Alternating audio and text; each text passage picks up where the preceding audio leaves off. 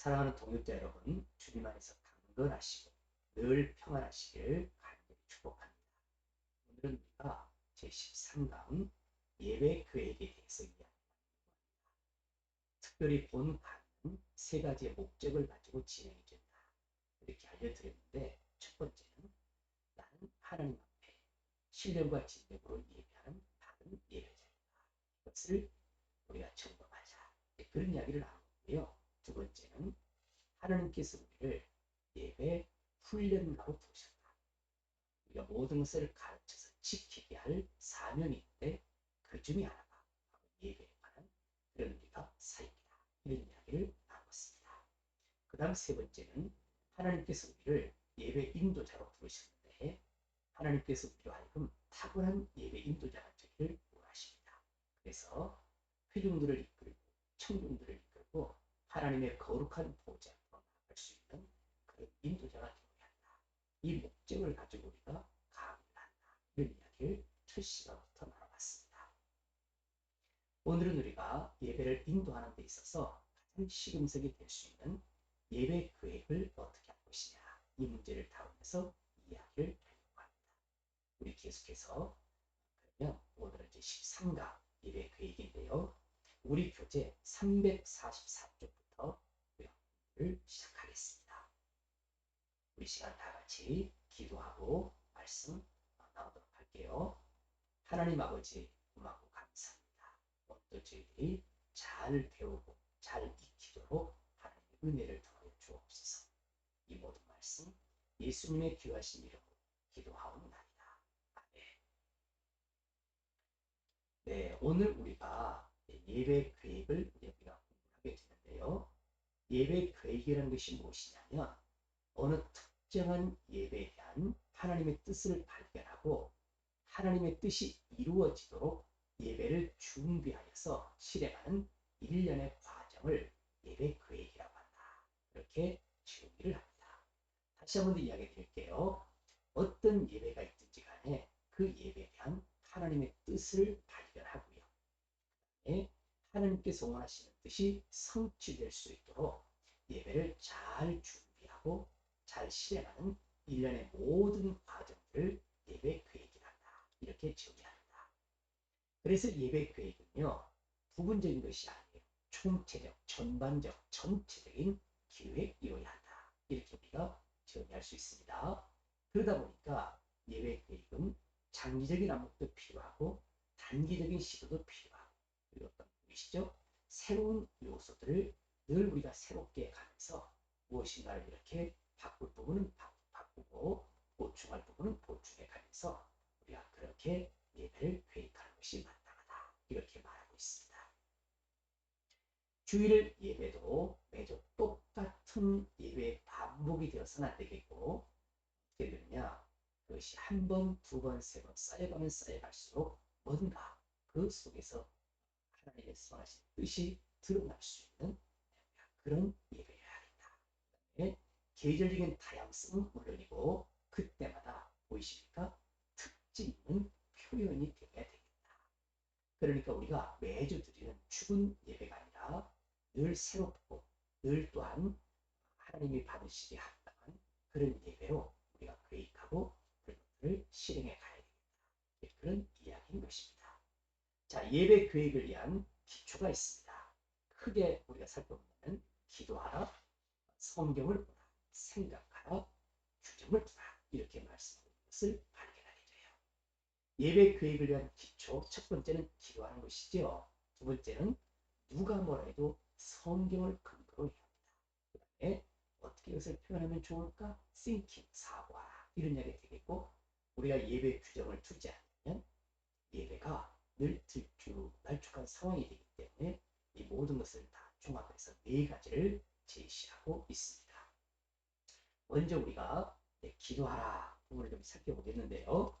우리 여러분 교재 책 345쪽에 이렇게 등장하고 있습니다. 생각이 예배 계획의 지성과 이성적인 과정이라면 기도는 예배의 영성적인 과정입니다. 그래서 우리가 예배 계획하는 사람은요, 기도하는 것이 마땅하다. 누누이 강조해도 것은 참 어려운 그런 내용입니다. 기도하셔야죠. 예배를 준비하면서요. 예배를 계획하면서요. 하나님 어떻게 하면 좋을까요? 그런 우리가 예배를 계획하는 것이 그렇게 중요하다 하는 것이죠. 그리고요. 그럼 예배 계획이라는 것이 뭐냐 하고 봤더니 우리가 기도하는 가운데 하나님께서 보이신 그 예배를 온 교회와 함께 성취하기 위한 실천 계획서를 예배 계획이라고 한다. 이미 여러분들이 과제로 예배 계획서를, 예배 실행서를, 예배 지시문을 작성을 해보셨고요. 그것을 여러분들이 지금 과제로 제출하고 있습니다. 어떻게 하면 이 예배를 우리가 실천해볼까? 어떻게 하면 이 예배를 아름답게 하나님 앞에 드려볼 수 있을까? 실천 계획서를 우리가 예배 계획이라 한다. 이렇게 정의합니다. 예배 모든 부분이 그 예배 목적을 온전히 이루어갈 수 있도록, 자 보이시죠? 순서 하나하나가 전체를 이룬 통일성이 있어야 합니다. 그러니까 각자 따로 노는 것이 아니라 말씀, 기도와 찬송과 모든 부분이 하나로 잘 연결되어서 통일성이, 주제가 명확한 그런 예배를 만들어가야 됩니다. 그래서 예배 모든 요소들이 하나님께 초점이 모아지도록 하는, 이것이 바로 기도입니다. 이렇게 우리가 말할 수가 있는 것이죠. 페이포드는 예배 각 부분이 기도를 통해서 하나님께 공헌이 되어져야 한다. 우리가 지난주 이야기를 나눴어요. 예배 각 순서마다 우리가 하나님 앞에 기도하면서 그 순서를 하나님 앞에 올려드리는 것, 이것이 바로 헤이포드가 말하고 있는 공헌물이 되어야 한다. 그런 의미와 일맥상통한 이야기가 될 것입니다. 자, 그 다음에요. 여러분이 보시면 이제 성경을 보라 이렇게 이야기해놓고 있죠. 성경을 보아야 합니다. 영적인 사역의 원동력은 성경입니다. 성경은 사람들에게 약속의 말씀을 제공하고 있죠. 하나님은 지금도 자신을 계시하시는데요.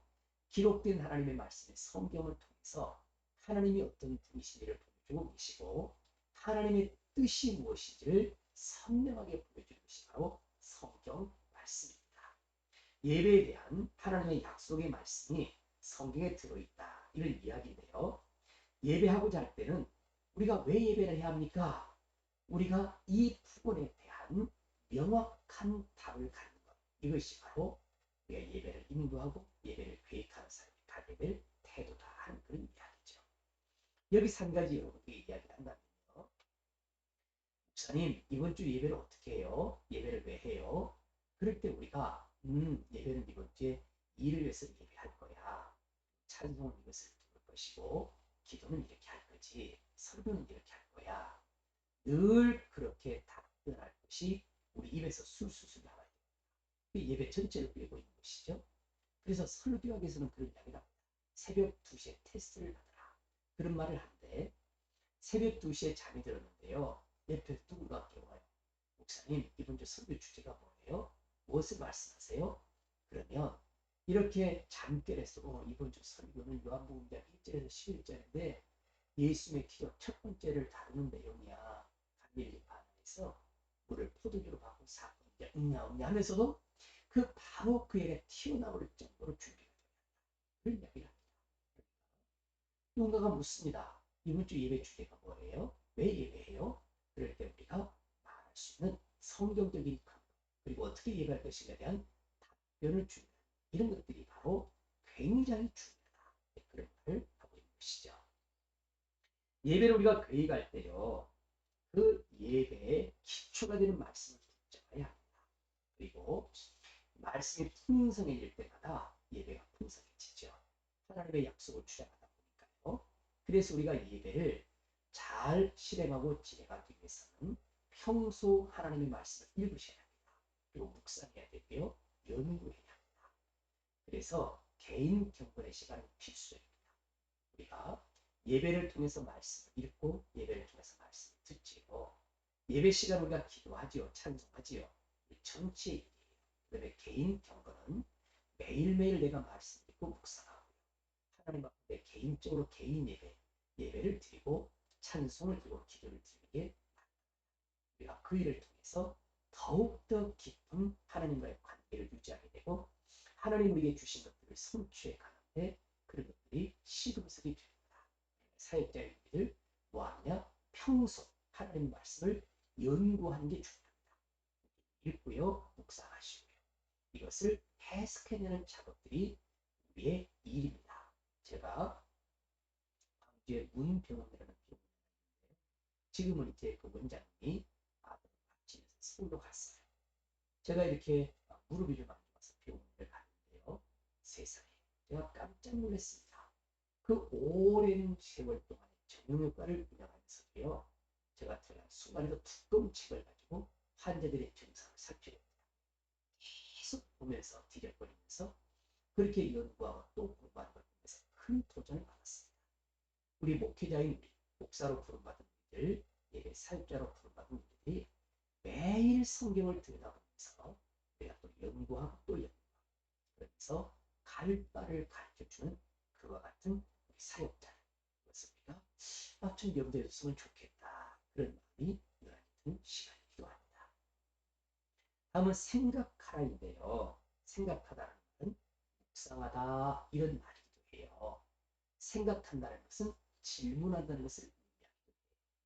전 세계에서 많이 팔린 책 중에 하나가 Why라는 책입니다. 왜? 그러니까 이 사고가 굉장히 중요하죠. 왜 이렇게 지구는 돌아갈까? 왜 이렇게 사람들이 성장을 할까?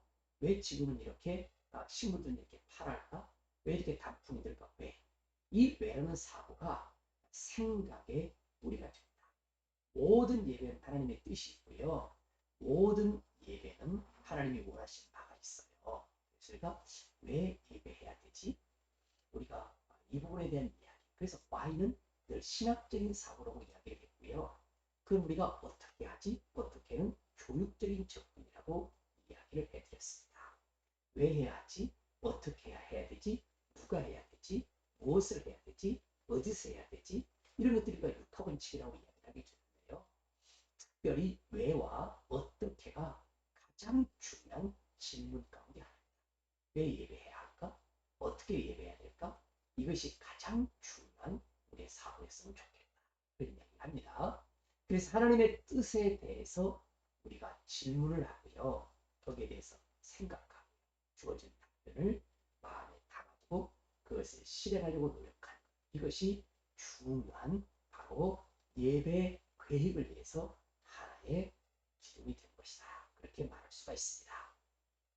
우리가 생각할 때도 꼭 빼놓지 말을 것이 하나 있는데요. 그것이 뭐냐면 사람은 항상 자기를 높이는 욕구가 있어요. 자기를 드러내고 싶고요. 자기를 높이고 싶어요. 그래서 우리가 인간 중심의 예배가 아닌 하나님의 중심 그 예배를 생각해야 돼요. 어떻게 하면 하나님의 영광을 드러내지? 어떻게 하면 하나님의 선하신 뜻을 드러낼 수 있지? 어떻게 하면 우리를 감추고 하나님의 그 위대하심을 표현할 수 있지? 이런 것을 생각하고 회개하라. 그렇게 말씀을 해주고 있는 것입니다. 우리 시간 다 같이요. 여러분 빌립보서 4장을 살펴볼 필요가 있는데요. 빌립보서 4장을 보게 되면 이 생각하라 하는 단어가 강력하게 우리에게 다가온 구절이 하나 있습니다. 자, 말씀 한번 볼게요. 빌립보서 4장 8절인데요. 끝으로 형제들아 무엇에든지 참으며 무엇에든지 경건하며 무엇에든지 오르며 무엇에든지 존경하며 무엇에든지 사랑받을 만하며 무엇에든지 칭찬받을 만하며 무슨 덕이 있든지 무슨 길이 있든지 이것들을 생각하라. 아멘. 이것들을 생각하라. 참된 것을 생각하고요. 경건한 것을 생각하고요. 옳은 것을 생각하고요. 정결한 것을 생각하고요. 사랑받을 만한 것을 생각하고요. 칭찬받을 만한 것을 생각해요. 그리고 무슨 덕이 있든지 무슨 기림들이 있든지 이런 것들을 생각하라. 그렇게 얘기하죠. 이 생각이라는 것이 그렇게 중요합니다. 그래서 우리가 여러 생각, 우리가 경건에 이런 생각도 당연히 중요하고요. 예배 인도자로 부르는 어떻게 하면 예배를 잘 인도할까? 어떻게 하면 이 예배를 통해서 하나님을 드러낼 수 있을까? 거기에 대한 생각, 이것이 바로 예배 계획에 있어서 중요한 세 번째 기준이다. 이렇게 말할 수 있습니다. 그 다음에 또한 예배를 마친 후 경험을 잘 살펴볼 필요가 있습니다. 우리가 예배 경험이라는 것이 있죠. 예배를 드리기 전과 예배를 드린 이후의 그 차이를 우리는 예배 경험이라고 얘기합니다. 그러니까 우리가 말이에요. 예배를 계획해서 실행을 했는데 그 예배에 참여했던 사람들이 어떻게 경험을 했는지 거기도 살펴야 된다는 이야기예요. 우리는 잘 준비를 해가지고 예배를 실행했는데 성도들에게 공감이 안 된다거나 성도들이 그렇게 크게 감흥이 떨어지거나 은혜를 입지 못했다면 분명히 무엇인가 문제가 있었을 거예요. 그러면 그 부분이 무엇인지를 점검을 해서 보완을 해가지고 다음 예배 시간에는 그런 실수가 반복이 안 돼야 되겠죠.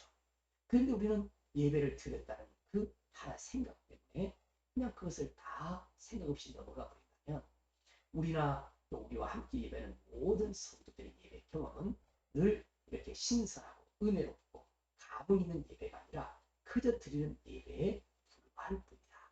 우리가 그렇게 말할 수 있습니다. 예배 경험도 잘 살펴서요. 하나님의 뜻이 온전히 나타날 수 있도록 갈망하는, 열망하는, 그리고 소망하는 우리 모두가 되기를 간절히 축복합니다. 그 다음 여러분 네 번째는요. 예배의 규정을 두는 거예요. 우리가 이제 배운 것이 바로 예배 지시서라는 그런 내용인데요. 자, 여러분들 이것이 굉장히 중요한 개념 중에 하나가 됐습니다. 우리가 그냥 무엇인가 이렇게 원고라든지 또는 이렇게 전체를 보는 트랙이 있으면 참 좋을 것 같은데 우리가 거기에 대해서 잘 못한단 말이에요. 그리고는 그냥 즉흥적으로 생각만 할 때가 많습니다. 그러니까 우리 예배가 꼼꼼하지 못한 부분이 있을 수 있습니다. 예배 규정을 꼭 두시고요. 또 교회 규약과 내규에 분명하게 적시를 할 필요가 있습니다. 우리 교회 349쪽을 보게 되면 예를 들어 놓았는데요. 교회 목적 항목에 교회가 존재하는 목적이 하나로 예배한다. 이런 것을 꼭 밝히자. 교회 집회 항목에 주일 예배를 비롯해서 주일 오후 모임과 수요 모임에 대한 정돈된 규약을 제정하고 그것을 지킬 수 있도록 노력을 하자. 그런 이야기죠. 거기다가 또한 뭐가 필요합니까? 매 예배 때마다 우리가 원고를 꼭 썼으면 좋겠어요. 예배 지시문이라고 하는 것이죠. 우리가 설교 원고를 씁니다. 기도 원고도 씁니다. 그렇다면 예배 원고도 정리를 해야 되겠죠. 그래서 주보 밑에 여러분이 붉은색 볼펜을 가지고 예배 지시 내용을 기록을 한다든지 아니면 여러분들이 이렇게 페이퍼에다가 이렇게 지시문을 성경 구절을 인용하는 것과 지시 내용을 꼭 이렇게 여러분 정리하는 것도 좋겠습니다. 그리고 이제 교회 음악을 좋아하시는 분들은 큐시트를 많이 쓰는데요. 거기 보게 되면 지시문이 뭐한다 이렇게 되어 있는 경우들을 많이 보게 되는데요. 이 시간 다 같이 일어나서 하나님을 예배하도록 하겠습니다. 구어체로 꼭 쓰셔서 예배 규정과 지시서를 활용하면 좋겠다. 그런 이야기가 되겠습니다. 자, 또한 이제 교회 규약을 제가 이야기를 해드렸는데요. 교회 공동체가 최소한 지켜가자라는 약속인데 거기에 예배에 대해서 명시를 했으면 좋겠다. 그리고 매 주일 예배 때마다 이런 지시문을 만들어서 예배를 한번 우리가 계획해보자. 그 이야기를 나눴습니다. 예배 계획을 위한 고려사항이 있어요. 350쪽도 쏙 들어갑니다. 교회력이 있습니다. 교회 절기가 있죠. 교회와 교단의 행사가 있고요. 지역사회의 행사가 있습니다. 주간 정기 모임이 있고요. 목회 계획이 있고요. 예배자들의 삶의 자리가 있습니다. 이런 것들이 다 예배 계획을 위한 고려할 사항입니다. 7가지를 이렇게 이야기해주고 있는데요. 자, 우리가 보통 절기 그러면 한국 사람, 동양 사람들은 24절기를 지킵니다. 여러분 잘 아는 대로 이제 동제서부터 하지 보이죠? 추분과 추분이 있습니다. 이게 지금 우리는 어디쯤 있습니까? 겨울에 들어서서요. 우리가 계속해서 참 동지를 향해서 가고 있습니다. 이런 절기를 가지고 사람들이 통해서 농사를 지었다. 그런 게 우리들은 어떻습니까? 교회력은 바로 예수님의 생애를 주기로 해서요. 이렇게 1년 단위로 이렇게 표현하는 것이 교회입니다. 1월달 새해가 있죠. 자, 보통 보게 되면 1월 6일을 주연절, 예수님이 침례를 받으시고 이 세상에 오셔서 사역을 시작한 그때를 생각합니다. 주연절이 있고요. 주연절 몇 주 쭉 넘어갑니다. 그러면서 어디를 갑니까? 여러분이 잘 아는 이제 사순일이 시작을 합니다. 사순절. 사순절 끝나고 나면 뭐가 있습니까? 고난주간에서 부활주일이 들어옵니다. 그리고요. 이제 보시면 부활절 3주, 4주, 5주 되고 6주가 되고요. 주님의 승천이 있습니다. 그리고 나서 성령 강림절이 나오게 되고 성령 강림 후 1주, 2주, 3주 그렇게 쭉 진행을 해가게 됩니다. 그러면서 어디까지 그렇게 주느냐? 좀 잘 아는 대로 12월 강림절까지 갑니다. 보통 강림절 1주가 언제부터 시작이 되냐면 추수감사절이 끝나고 난 다음부터 40일 그때 이제 한 달 정도 되는데요. 그때 이제 보게 되면 성탄절까지 해가지고 쭉 나오는 것을 여러분 강단색을 보게 되면요. 이때 강단색이 다 의미가 있어요. 녹색, 흰색, 보라색 뭐 이런 것들이 나옵니다. 여러분들이 이런 것들은 다 의미가 있다. 성서가 보이죠? 성경을 3년에 한 번 읽도록 해서 정리하는 그런 곳인데요. 성서 정과라고도 합니다. 정과라고 이런 용어가 적용되는 그런 얘기를 해드렸습니다. 쭉 보시면 이런 것들을 성경 본문으로 삼아서 예배를 계획하고 예배를 진행할 수 있도록 하는 것이 바로 교회입니다. 이렇게 말해주고 있습니다. 자, 두 번째는요. 교회 절기가 있어요. 절기는요. 의식 교회들은 교회력을 따라서 예배를 주로 행하고요. 자유교회에서는 교회력보다는 교회 절기를 이렇게 생각하면서 예배를 계획한다. 그럼 교회 절기가 뭐냐? 인간의 삶과 교회 역사, 여기에 대한 밀접한 연관된 날들을 지키고 있는데요. 교회 절기들을 보게 되면 신년주일이 있죠. 진급주일, 고난주일, 부활주일, 어린이주일, 어버이주일, 오순절, 성령강주일, 감사절주일, 성경주일, 성탄주일, 송년주일 이렇게 절기가 있습니다. 이 절기 때 여러분이 특별히 성경 말씀도 찬송도 연관된 것들로 준비하고 그렇게 우리가 예배를 했으면 좋겠다. 이런 얘기가 되겠죠. 절기 설교는요. 기독교의 본질적인 진리와 교훈들을 설교하기에 좋은 기회가 됩니다. 한교에서 오래 목회하시는 분들은 절기 설교를 해마다 같은 걸 할 수 없기 때문에 그것을 모아만 놓아도 벌써 20년을 예배를 하셨다면 20년, 20번의 이렇게 절기 설교가 존재하는 것이 되겠죠.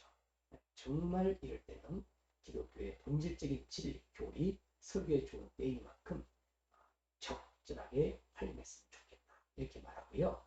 현대 교회들 대부분은 보니까 전통적인 교회력하고 교회 절기를 이렇게 좀 융합해서 섞어서 사용하는 경우들이 종종입니다. 교회 절기도 우리가 잘 따라서 그렇게 지내갔으면 좋겠다. 이런 이야기죠. 그래서 예배 계획자는요. 교회 절기표를 52주에 딱 이렇게 적어 놓아가지고 계획성 있게 이렇게 예배를 계획했으면 좋겠다. 이런 이야기입니다. 교회 사역의 경험들이 점점 많아지시면 12월에는 무엇을 하고 1월에는 무엇을 하고 2월에는 무엇을 하고 3월달에는 무엇하고 이게 머릿속에 딱 자리를 잡죠. 그만큼 경험이 쌓이면 일을 하는데 또 유익한 것들도 사실이다. 이런 생각이 듭니다. 다음은 이렇게 교회와 교단의 행사가 있는데요. 목회적인 목적으로 여러 행사를 계획하게 되죠. 교회 행사 중에 중요한 것이 뭐냐면 여러분들이 보게 되면 창립기념주일이 있거나 성경학교, 야외 예배, 전도 대회, 교회 운동회, 부흥회 이런 것들이 전부 다 교회 행사로 들어갑니다. 자, 보시면 이렇게 나오죠. 운동회, 부흥회, 전도대회, 야외 예배, 성경학교, 창립기념주일, 선교주일, 목회자 주간도 있고요. 다양하게 있습니다. 그 다음에 교단 행사도 무시할 수가 없게 되겠죠. 저희 교단의 총회 기간 동안 신학대학 주일도 있고 진흥원 주일도 있고요. 그 다음에 또 이렇게 보게 되면 군경성교회 주일도 있고요. 등등 해서 교단의 행사, 베프티스도 이렇게 있습니다만 그렇게 해서 교회와 교단 행사를 이렇게 염두에 두고 예배를 계획하고 진행하면 좋겠다. 그런 이야기들이 참고사항으로 보여집니다. 지역사회 행사도 있죠. 민속의 날, 3.1절, 노동절, 설날부터 시작해가지고 우리에게 뭐가 있냐? 이런 굉장히 많은 일들이 있습니다. 보이시죠? 이런 것들이 특별한 날들이 있는데 우리 이제 대한민국 국민으로서 3.1절을 맞았다. 그때쯤 또 이렇게 우리가 위에 저항하면서 만세를 했던 그때 그 정신과 그런 마인드를 가지고 성도들이 어떻게 사는 거냐 이런 이야기들도 언급되면 좋겠다. 우리가 우리 삶의 자질하는 게 있잖아요. 우리가 무관하지 않잖아요. 우리가 그래서 칼과 한 손에는 신문을 들고 한 손에는 성경을 들어야 된다. 그런 말을 했는데 우리 지역사회 행사들도 염두에 두면서 그렇게 예배를 계획하는 것도 크게 우리가 예배를 사랑한다. 이렇게 말할 수 있습니다. 주간 정기 모임을 살펴보시면 이제 저는 예배학을 이렇게 가르치면서요. 자기 했던 이야기들이에요. 주일 예배와 수요일 예배 그리고 주일 오후 예배 이런 주간 정기 모임이 있죠. 금요일 저녁에 심야 기도하는 모임들은 점점점 퇴색이 될 것 같습니다. 모임마다 좀 특성을 살려서요. 특성 있는 모임으로 개발을 했으면 좋겠다. 그런 이야기예요. 또한 제가 좀 우리가 엔데믹 시대에 하나님의 말씀이라는 그런 이제 책을 한국 실천실학연구에서 두 번째 책을 발간하게 됐는데요. 거기 논문을 하나 쓰고 있어요. 엔데믹 시대 우리가 예배 사역에 대해서 얘기를 하고 있는데 예배를 좀 다양하게 드리자. 그런 이야기를 제가 쓰고 있습니다. 근데 거기 보게 되면 우리가 매주일 예배를 똑같은 패턴의 예배가 아니라 예배 다양성에 대해서 우리가 늘 강조를 받기 때문에요. 첫째 주일은 보통 주의 만찬을 좀 예전적인 의식적인 예배를 좀 드리면 둘째 주는 은사 이렇게 갱신을 위한 부묘와 같은 그런 영적 집회의 예배로 계획을 하자. 그리고 또 이렇게 복음적인 메시지를 선포하면서 주의들이 회개로 주님 품으로 돌아올 수 있는 복음 전도적 그런 우리가 예배당을 계획해보자. 그러니까 1주, 2주, 3주, 4주를 좀 다르게 예배를 했으면 좋겠다는 이야기를 제시를 했고요. 만약 그렇지 않으면 이렇게 월별로 이렇게 정해서 예배를 패턴을 발견해서 어떻게 하느냐 그런 제안도 했습니다. 그게 실제적으로 왔다면 이제 주일 오전 예배는 좀 더 시적인 예배라면 주일 오후는 이렇게 은사 집회적인 아니면 성경 강의적인 그런 내용으로 하면 좋겠다. 수요일 저녁은 또 반대로 주일 오후가 열린 찬양과 은사 집회적인 그런 예배를 한다면 수요일 저녁은 성경 강의 중심의 예배로 가서 말씀을 이렇게 잘 선포하고 해석해서 제시하는 그런 예배로 하면 좋겠다. 다양하게 입자. 특성을 살려보자. 주일 오전 예배나 오후 예배나 수요일 저녁 예배나 똑같은 패턴의 예배가 아니라 다양하게 우리가 이렇게 좀 개발했으면 좋겠다. 그런 제시를 하고 있는 것입니다. 주일은 부활을 기념하여 경배하기 위한 모임이니만큼 부활의 날, 여러분 죽었다가 다시 사는 부활의 날 얼마나 흥겹고 기쁘고 감사가 됩니다. 우리 예배가 좀 더 열정적이고 화면에 가득 찬 그런 예배가 있으면 좋겠다. 그런 이야기가 되겠고요. 한 주간의 경험을 얻고 영광을 돌리라 이런 말들이 있는데 여러분 우리가 이 의식을 꼭 가지셔야 돼요. 우리가 주일날은 일주일 시작하는 스타트하는 날이에요. 그러니까 우리가 주일은 말 그대로 일주일을 시작하는 첫날이니만큼 하나님 앞에 삶의 우선순위 예배를 드리고 하나님으로부터 말씀을 받아서 내가 이제 월화수목금 토요일까지 세상에서 빛과 소금처럼 살면서 하나님의 그런 강력한 영향력을 드러내며 살겠다는 하는 그런 헌신과 결단 그렇게 살아가는 하나님의 거룩한 자녀들의 모습이 드러나야 됩니다. 그리고 한 주간을 그렇게 지내다가 이제 또 한 주간을 마감하고 교회 예배로 오지요. 우리가 와서 패배자가 아니라 그런 범죄자가 아니라 하나님의 한 주간 이런 모습으로 하나님 살게 하시니 고맙습니다. 마치 계산하는 그런 군인들처럼 그렇게 우리가 하나님 앞에서 예배했으면 정말 좋겠다. 그런 이야기들 그렇게 우리가 모여서 혹시 우리가 쓰디쓴 경험을 하고 쓴 뿌리를 가지고 어려움을 가지고 내 모습대로 받아주시는 하나님 앞에 우리가 온전히 예배할 수 있는 그런 마인드를 가졌으면 좋겠다. 이런 이야기가 되겠습니다. 그리고 자기 백성 하나님의 자녀들에게 주는 하나님의 말씀을 잘 선포해서요. 그 말씀을 잘 받아들일 수 있는 것이 얼마나 중요하냐 그렇게 말할 수 있습니다. 자, 그래서 우리가 보통 6번째는 목회 계획인데요. 목회 계획이 먼저인가 아니면 예배 계획이 먼저인가 이것이 하나의 우리가 이렇게 서로 잘 토론할 수 있는 주제이기도 합니다. 목회를 성취하기 위해서요. 우리가 예배를 인도하죠. 목회를 위해서 예배를 하죠. 하지는 않습니다.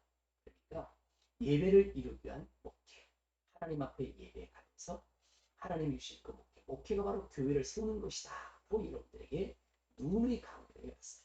성도를 세우고 성도를 성숙하게 하는 자격들이 목회인데요. 우리가 그 예배하면서 그렇게 목회하는 것이 중요하다. 이렇게 말할 수 있습니다. 제가 쓰는 이렇게 글 중에 목회를 예배를 통한 목양하는 그런 논문이 하나 실려 있습니다. 그 문제 제가 기회가 되는 여러분들에게 좀 소개를 해드리도록 하겠습니다. 자, 교회의 진정한 부흥과 성장은 예배를 통해서 확인이 됩니다.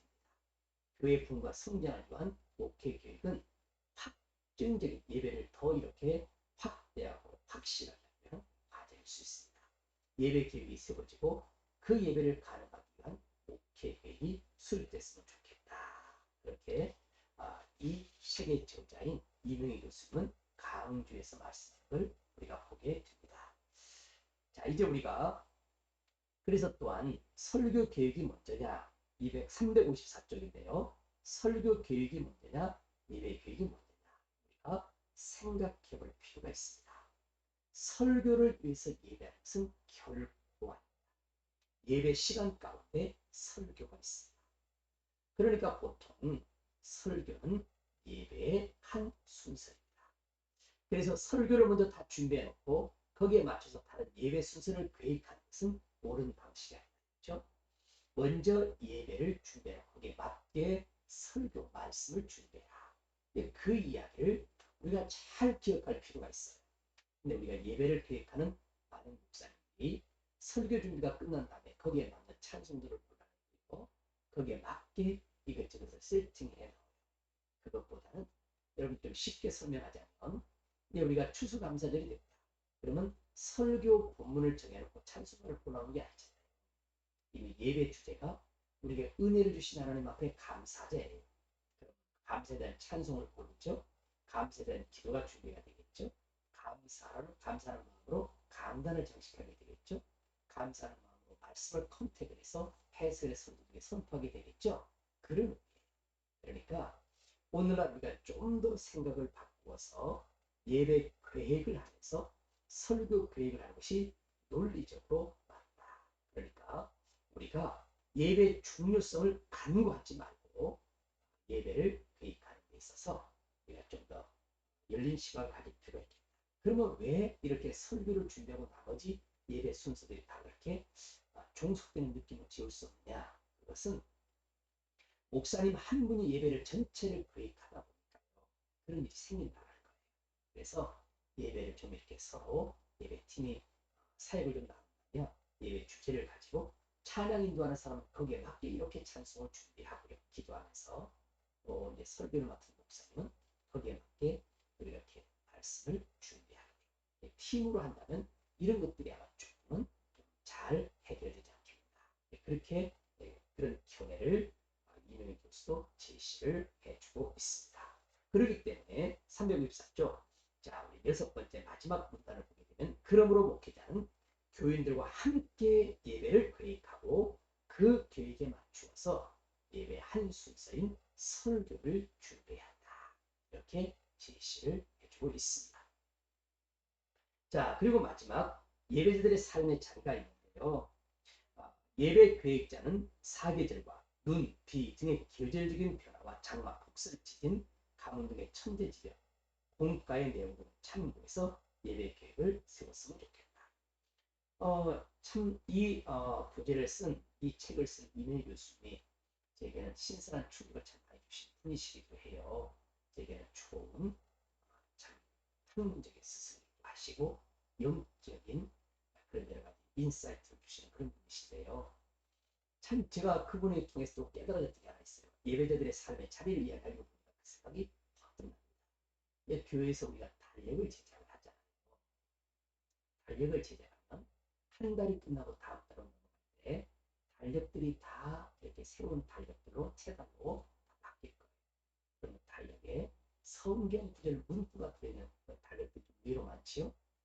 첫째 달은 언제나 달력에 있는 그 말씀을 배경으로 해서 이렇게 설교를 통해서 이런 이야기를 것이 기억이 선명하게 납니다.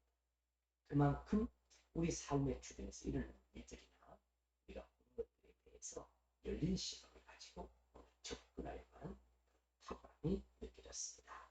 철저히 우리가 예배자들의 그 삶의 모습들, 주제들 이런 것들 우리가 염두에 두고 우리가 그렇게 예배를 계획했으면 좋겠다. 그런 이야기죠. 그래서 이태원 참사가 있었을 때 실로암 망대 사건과 이런 것들을 가지고 우리가 여기서 어떻게 받아들일 거냐 이런 태도도 굉장히 중요하다는 것이죠. 시대적인 아픔이 있습니다. 시대적인 지금 우리가 공유하는 것 때문에 그런과 동떨어진 것이 아니라 그 속에서 우리가 좌표를 찍어주는 그와 같은 메시지와 그런 예배를 드릴 필요가 있다. 이렇게 말하는 것입니다. 자, 이제 우리가요 예배당의 준비 문제를 좀 다뤄볼게요. 예배당의 예배당의 장식, 제의, 예배당의 설비, 예배당 산지 주의점 이런 건데요. 우리가 왜 갑자기 예배 계획하다가 예배당 문제가 나왔는지 여러분 이거 아시죠? 우리가 예배를 준비하는 데 있었어요. 바로 예배 환경의 문제가 굉장히 중요합니다. 예배 환경을 염두에 두라. 네, 그런 의미로 이 이야기를 좀 다뤄드리도록 하겠습니다. 자, 성경에 보게 되면요. 토다, 흙으로 쌓은 단이죠. 돌로 쌓은 단이 성막이 있고 성전이 있고요. 회당이 생겼어요. 교회가 있죠. 교회당이 있죠. 예배당이 있죠. 그래서 지금은 이제 복합적 기능을 수행하는 공간으로서 이게 예배당이 있습니다. 교회당. 자, 그래서 우리가 교회당이라고 할 거냐, 예배당이라고 할 거냐 의미가 있는데 오늘날 교회가 이제 예배도 하고 가르치고 배우고 양육하고 교제하고 이런 것들이 전부 다 복합적으로 이루어진다. 네, 그런 의미에서 복합적 기능 수행을 위한 공간이다. 이렇게 말할 수가 있습니다. 자, 예배당의 구조 문제가 나오는데요. 처음 교회들은 일정한 건물이 없었죠. 가정에서 모였잖아요.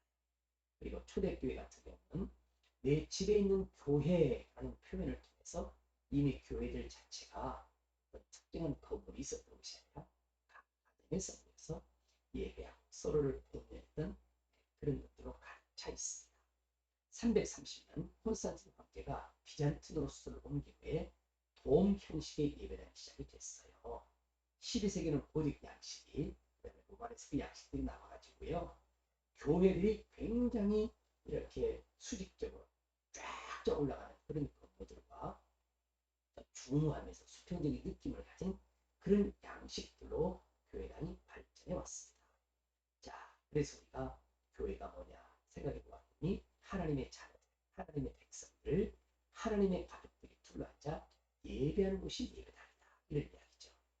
그래서 주의 만찬상과 설교상, 강론 이렇게 하는 이 두 가지를 어떻게 강조할 거냐. 여기에 따라서 이제 그 교회 예배들은 달라지곤 했는데요. 요즘 이렇게 여러분이 보시면 교회당이 강단을 두 개를 올려서 주의 만찬상하고 또 이렇게 설교상하고 따로 이렇게 두 개를 놓고 운영하는 교회들이 매우 많습니다. 어떤 경우는 설교자 강단 위에 있고 주의 만찬상 아래에 있는데 그런 경우도 있습니다만 어쨌든 이렇게 두 개를 동일하게 같이 두는 그런 교회들은 강단을 배치하는 것도 이렇게 좀 다르다. 그런 이야기죠. 가톨릭은 십자가용이고요. 개신교는 장방용이고요. 신리교는 강단이 성가대석이고요. 또 그 뒤에는 친일파의 예배당의 구조를 아주 간략하게 살폈습니다. 자, 예배당 설비, 음향 설비 필요하죠. 조명 설비 있고요. 냉난방 설비가 있고요. 강대 설비 베이스입니다. 그래서 음향과 영상 매체들, 교회들이 좀 신경을 많이 쓰는 그런 부분이기도 합니다. 음향 중요하지요. 그 다음에 조명, 이렇게 빛의 밝기, 색상, 조명의 배치도 굉장히 중요한 요소로 자리를 잡습니다. 따뜻해야 되겠죠. 환기가 잘 돼야 되겠죠. 시원해야 되겠죠. 이런 것들에 대해서 우리가 좀 신경을 써야 한다. 근데 과거에는 교회들이 외부와 차단하기 위한 그런 노력들을 많이 했던 모양이에요. 그래서 교회 창문들이 좀 적었고요. 이렇게 안마 같은 거 칠하고 그랬는데 요즘은 좀 더 세상하고 소통하려고 하는 느낌들이 보입니다. 이렇게 풍창도 내는 교회들도 많아지고요. 바깥으로 잘 볼 수 있는 그런 구조들로 많이 가는 것 같습니다. 자, 그리고요, 방제시설 꼭 필요하죠. 수화기 비치되어 있어야 되고요. 비상구 있어야 되고요. 전기적. 그래서 이제 제가 학교를 다닐 때, 신학교를 다닐 때, 하나님이 지켜주시는데 피리치는 웬 말이냐. 이런 걸 가지고 우리가 있어요. 전도 실습 시간이었는데요.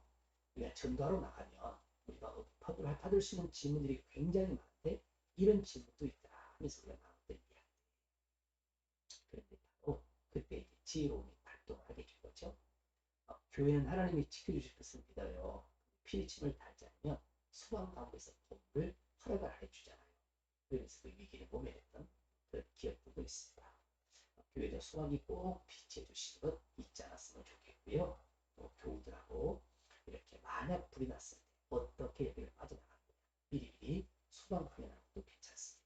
소방서 여러분이 요청을 하게 되면 소방서 직원이 나와서요. 안전 교육도 꼭 시켜줍니다. 이런 것도 교회 책임자가 한 번쯤은 신경을 써야 될 내용이다. 이렇게 생각합니다. 자, 이제 다시 예배 계획성으로 우리 돌아왔어요. 예배 계획이 왜 필요하냐? 이거 보았거든요. 여러분이 보게 되면 몇 페이지로 들어오시냐면 355쪽부터 할 거예요. 예배 계획이 필요한 이유가 있어요. 예배는 인간의 일방적인 사역이 아니에요. 하나님과 관계에서 되는 쌍방적인 사역이에요. 여러분이 예배를 우리가 정의할 때 커뮤니케이션 이런 이야기를 많이 했습니다. 쌍방적인 사역이라는 것이죠. 그래서 예배 계획이 필요한 이유는요. 하나님 뜻이기 때문입니다. 하나님 예배 장기적인 계획을 원하시고 또 하나님께서 그런 계획하신 가운데 하나님의 뜻을 선명하게 보여주신다는 거예요. 하나님은 봤을 때부터 이런 계획을 가지고 있었다라고 이렇게 우리 책의 저자는 이렇게 이야기해주고 있습니다. 하나님께서 말이에요. 예배를 기대하시고 계획하시는데 그래서 예배를 우리가 계획하는 것은 우리의 목만은 아니다. 하나님도 그렇게 하셨다라고 이야기를 합니다. 하나님께서는요. 이스라엘 백성들이 애굽에서 종로로 타고 있었을 때 그들을 통해서 예배를 받고 싶어 하셨죠. 그래서 그들을 풀어내셨습니다. 준비대령 모세를 통해서 내 백성을 가게 해주세요. 바로 이게 맞자는 뜻이요. 이들이 사흘길쯤 광야로 들어가서 하나님께 예배하려고 하기 때문입니다. 그렇게 이야기를 하게 해줍니다. 그래서 그들을 불러내셨고요. 광야로 나가서 제사를 하도록 인도해 주셨습니다. 그리고 그들이 가나안 땅에 들어가서 하나님의 예배를 잘할 수 있도록 거기서 아주 정신분양을 단단히 시키셨는데 성막 제작법도 시작해가지고요. 하나님을 섬기는 것들에 대한 절기들을 철저하게 트레이닝을 시켰던 것들을 발휘하게 됩니다. 그래서 광야에서의 예배는 출애굽 이전부터 계획하신 것이다. 이렇게 말할 수가 있는 것입니다. 자, 예배 계획은 예배를 준비하는 데 큰 도움이 되죠. 예배 계획은 모든 것이 보이십니까? 주제에 맞도록 해야 됩니다. 아무리 그 예배가 좋았어도 서로 주제가 상충이 되거나 주제가 어긋나거나 그래서는 안 됩니다. 모든 것이 이렇게 쫙 플롯이 구성이 되어가지고 논리적으로 앞뒤가 맞아 떨어진 것처럼 비약이 없이 물 흐르듯이 가는 그런 주제에 맞는 예배 계획 꼭 필요하다. 그런 이야기가 되겠습니다. 예배는 하나님과의 관계적인 사역입니다. 그래서 하나님과의 관계를 돈독하게 하고 회복하게 하고 따뜻하게 하는 그런 예배 사역이 되어야 되겠죠. 그래서 예배 계획은 목회도 큰 도움이 된다. 이렇게 정리를 하고 있습니다. 미래 행해질 예배를 마음에 품고 목회자와 교인들 사이에서 사역을 우리가 감당해 간다면 목적과 방향성은 목회가 가능한 것이다. 그러니까 여러분들이 이렇게 하나님을 어떻게 예배하면 좋을지 늘 그 꿈을 꾸고요. 그런 여러분이 비전을 갖고요. 우리가 이렇게 예배하면 어떻게 좋을까? 여러분이 예배를 가볍게 여기지 않는 우리가 되기를 간절히 소망합니다. 이게 여러분 방향성 보이시죠? 우리가 바울도 그런 얘기 하잖아요.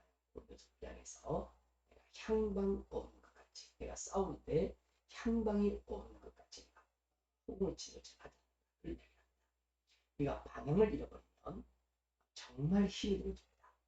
방향이 정확하면 시간이 좀 있더라도 언젠가는 거기에 도달할 수가 있습니다. 을 잘 잡는 것이 필요한데 그래서 우리가 계획이 필요하다. 그런 이야기를 하고 있는 것이죠. 예배 계획이 없는 이유가 뭐냐? 어떤요? 사람들이 계획이 없는 이유가 몇 가지가 있어요. 비전이 없기 때문이다. 비전. 우리의 꿈이 아니라 하나님이 원하시는 뜻이죠. 그걸 비전이라고 그래요.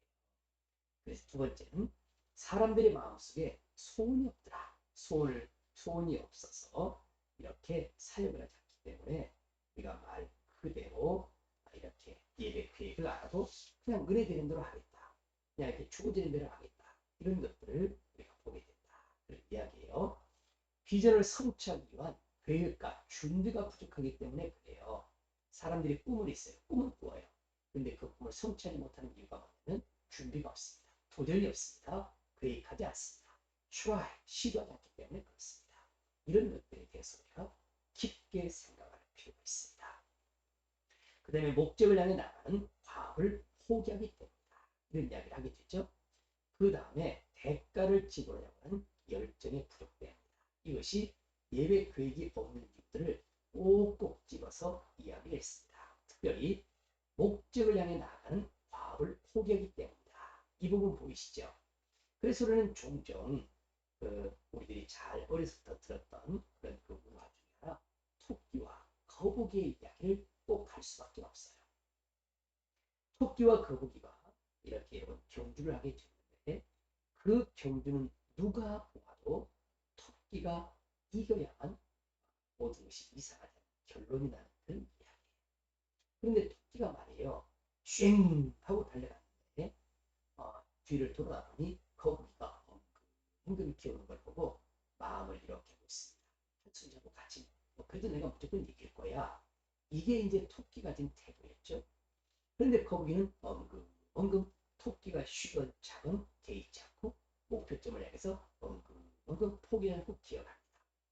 여러분 결론 이야기 아시죠? 토끼가 정신을 차렸어요. 눈을 떴어요. 그런데 벌써 거북이가 목적지에 도달해 있었다라는 그런 이야기입니다. 여기서 많은 사람들이 그런 이야기를 합니다.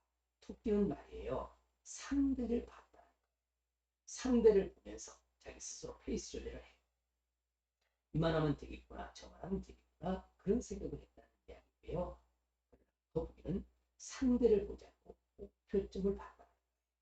오늘날 우리가 예배를 계획을 세울 때 우리 교회 처지, 우리 교회 형편, 우리 성도들의 그런 입장 이런 것보다는 하나님이 내게 주신 그런 비전을 갖고 예배를 통해서 이루시고자 하는 그 목적을 바라보면서 우리가 꾸준히 가고 또 가다 보면 언젠가는 우리가 그 목표점에 도달하는 것이 아니겠다.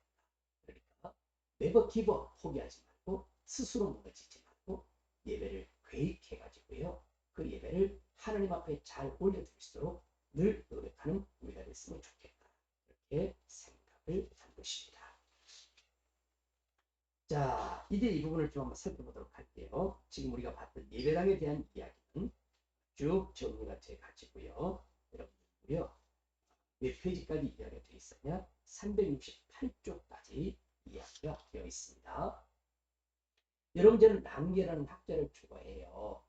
여러분이 잘 아는 예배를 뭐라고 정의했는지 아시죠? 언약 갱신을 위한 축제다, 잔치다, 경축이다 이렇게 정의를 했어요. 그러니까 우리가 한 주간 예배로 스타트 예배하고 하루를 한 주간을 살았는데 한 주간을 살면서 우리가 하나님의 뜻한 바를 다 성취하는 경우들이 있었다. 그럴 때 이제 랑게 같은 경우는 그래 그럼에도 불구하고 예배하면서 하나님의 약속을 하나님의 뜻한 바를 이렇게 다시 새롭게 하는 것이 바로 우리 예배였다. 그렇게 이야기를 하죠. 그래서 랑게는 예배를 구성할 때 이렇게 했으면 좋겠다. 세 부분으로 이야기를 했는데 첫째, 죄의 고백을 이야기합니다. 그러니까 우리가 랑게 같은 경우는 이렇게 놓고 보니까요. 바로 예배 3중 구조로 이렇게 이야기하고 있는데 죄에 대한 철저한 자백과 고백이 예배 첫째 부분입니다. 그러고 나서 죄의 고백에 대한 용서의 확신, 용서의 선포 이런 부분이 예배에서 이루어져야 한다. 그런 이야기가 되겠고요. 두 번째는 하나님의 말씀이 선포가 되어야 되죠. 그 언약의 하나님의 약속의 말씀을 새롭게 갱신하는 부분이 필요합니다. 그래서 여러분이 랑게가 예배를 정리했던 이 부분이 바로 두 번째, 하나님의 언약의 부분을 새롭게 하는 이 부분이 필요하다는 것이에요. 그러고 나서 우리가 어떻게 되냐? 세상으로 파송을 받습니다. 세상으로 파송을 받아서 나가는 이것이 바로 예배를 구성하는 핵심적인 우리가 그 요소가 되어야 된다. 그렇게 랑게가 제시를 했다 하는 것이에요. 다시 한번 이야기할게요. 랑게는요, 죄의 고백이 꼭 들어가야 된다. 죄의 고백과 사명. 그러니까 지난주 예배와 이번 주 예배를 연결하는 부분이 지난주 말씀에 대한 순종하지 못하는 고백이 지난주 예배와 이번 주 예배를 하나로 묶어주는 부분이 되겠죠. 그리고 나서 우리가 그렇게 새로워진 우리 마음에 하나님의 약속으로 새로 언약을 갱신하게 되고, 이제 우리가 교회 현장을 떠나서 예배했던 현장을 떠나서 나의 삶의 터전 일상으로 돌아가서 그곳에서 하나님의 약속을 다시 한번 더 되새기면서 그렇게 살도록 애쓰고 노력하는 것, 이것이 바로 예배다. 이렇게 정의를 해놓고 있는 것입니다. 하나님의 영광 앞에 우리의 죄를 고백해야 하고요. 그 죄의 용서에 대한 은혜 안에서 하나님의 영광을 찬양하는 이루어지는 것. 두 번째는 말씀을 통하여 역사하시는 성령님의 은혜 안에서 우리의 영혼이 새롭게 되어지고요. 믿음이 강화되고 새로운 삶의 희망을 간직하게 되는 거예요. 이 부분이 보이시죠? 새로운 비전, 새로운 꿈, 새로운 소망, 새로운 희망을 가지고 우리가 예배를 경험하는 거예요. 그러니까 예배를 드리기 전과 예배를 드리기 이후의 그 차이를 예배 경험이라고 말하는데, 예배 경험이 뭐냐? 새로운 삶의 희망을 발견해야 됩니다. 마침 그러니까 여러분, 희망 그러니까 생각나는 선지자가 있죠. 바로 에레미야를 희망의 선지자, 소망의 선지자라고, 눈물의 선지자라고도 말하지만, 그 어려운 나라와 기울어져가는 나라를 위해서 절망하지 않고 하나님 앞에요 철저히 말 그대로 희망을 선포하는 그런 우리 누구를 볼 수 있느냐? 예배를 보게 돼요. 우리 예배가 이와 같은 것이다. 이런 말이 되겠죠. 그리고 나서 하나님의 사랑과 은혜의 실천적 사역에 자신을 헌신해야 한다. 봉사의 결단을 갖도록 하고요. 그리고 기도하고 세상에서 나아가도록 하는 것이 예배 안에서 이루어져야 될 바로 귀중한 사역이다. 이렇게 정리를 해왔습니다. 하비쿡스 같은 경우는요, 세 가지 유형의 교회를 이야기를 합니다. 자유와 정의를 지향하는 출애굽기의 교회가 보이고요. 감사와 축제가 있는 시편의 교회가 있어요. 새하늘과 새 땅을 지향하는 계시록 교회가 있는데, 이제 우리 세 가지 교회 유형 중에 나는 어떤 것이 더 좋을지는 모르겠습니다만, 여러분은 어떤 부분을 선호하는지는 모르겠습니다만, 자유와 정의를 지향하는 출애굽 교회일지, 감사와 축제가 있는 시편의 교회일지, 아니면 여러분 이제 소망을 가지고 새하늘과 새 땅을 바라보는 그런 계시록 교회일지, 그건 모르겠습니다만, 하여튼 중요한 것은 우리가 예배를 계획하는 데 있어서 나는 이번에 감사와 축제가 있는 시편의 교회와 같은 그런 꿈을 가지고 예배를 계획해보리라. 그렇다면 그런 쪽으로 여러분도 발전시켜도 좋을 것 같다. 이런 이야기가 되겠습니다. 자, 하비국스 같은 세 가지 예배 유형 가운데 보니까요, 구원의 감격이 출애굽의 이야기라면 시편은 감사와 축제고요. 요한계시록은 소망에 대한 선포예요. 그러니까 여러분이 여기에 대해서 이제 이런 핵심적인 주제를 가지고 교회들이 예배의 유형이 존재합니다. 이렇게 정리해 보시면 크게 도움이 될 것으로 여겨집니다. 자, 예배 계획을 위한 지도 원리를 살펴볼게요. 369쪽에 있어요. 예배 계획을 위한 지도 원리 가운데 첫 번째는 뭐냐면, 회중을 대표해서 예배를 계획할 수 있는 사람들에게 책임을 좀 맡겨주어라. 이런 이야기예요. 제 논문에도 그런 이야기가 있습니다만, 예배위원회 혹은 예배기획위원회 등을 구성해서 활동하게 하는 것이 좋겠다. 그런 이야기가 되겠습니다. 이분들은 주로 이제 어떤 부분이 되느냐 봤더니 담임 목사, 부목사, 음악 목사, 찬양대 담당자, 반주자, 그 이외의 기관에서 파송한 사람들로 구성할 수가 있는데요. 이렇게 그런 사람들이 위원회에 참여를 해가지고 예배에 대해서 필요한 것들을 이야기하게 되고 모니터한 것을 반영을 하게 되고, 그래서 예배를 더욱더 발전시켜 갔으면 좋겠다. 그런 이야기가 바로 회중을 대표하는 예배 계획자 이렇게 말할 수가 있습니다. 두 번째는 시간을 좀 충분히 투자하라 그런 이야기가 되겠죠. 우리가 예배 계획은 장기적인 계획과 중기 계획과 단기 계획이 있고요. 그 다음에 상황에 따라서 삶의 자리에 따라서 즉흥적으로 예배가 계획되기도 합니다. 최소한 장기 계획은요. 1년 이상의 비교적 긴 기간에 예배 사역에 대한 계획을 말하는 것이 되겠고요. 중기 계획은 여러분 상반기 하반 혹은 분기별 이런 얘기가 되겠습니다. 자, 그리고 우리가 보통 단기 계획은 한 달, 그리고 길게 본다면 3개월까지를 단기 계획이라고 말하고요. 즉흥 계획은 매 주간의 계획을 말하는데, 그래서 우리 예배 계획은 가능하면 미리미리 준비를 해라. 그래서 우리 사역자들이 보통 한 10월 말쯤부터 시작해서요. 11월 초 수준 되면 다음 해에 어떤 내가 사역을 할 거다. 묵상하면서 기도하면서 사역 준비가 됩니다. 그리고 교회들이 많이 해요. 이때쯤 되면 달력을 제작하잖아요. 그러면 달력의 슬로건, 표들을 이렇게 생각하고 성경 구절들을 생각하면서 내년도 교회 방향을 이렇게 잡아가 보리라. 그것이 벌써 큰 타이틀이 됩니다. 그러면 큰 타이틀에 맞게 이렇게 구체적으로 계획을 세워가면 얼마나 좋을까 이런 생각을 해보게 되는 것이죠. 저 같은 경우는 2022년 동안에 어떤 이렇게 마인드를 가지고 예배를 전체를 계획을 했냐면 이 말씀을 가지고 시작을 했습니다. 바로 예배소서 3장 18절인데요. 우리가 그리스도의 사랑을 좀 그 넓이와 깊이와 높이와 이런 것들에 대해서 쭉 이야기하면서 우리가 좀 그 사랑을 좀 알아가자.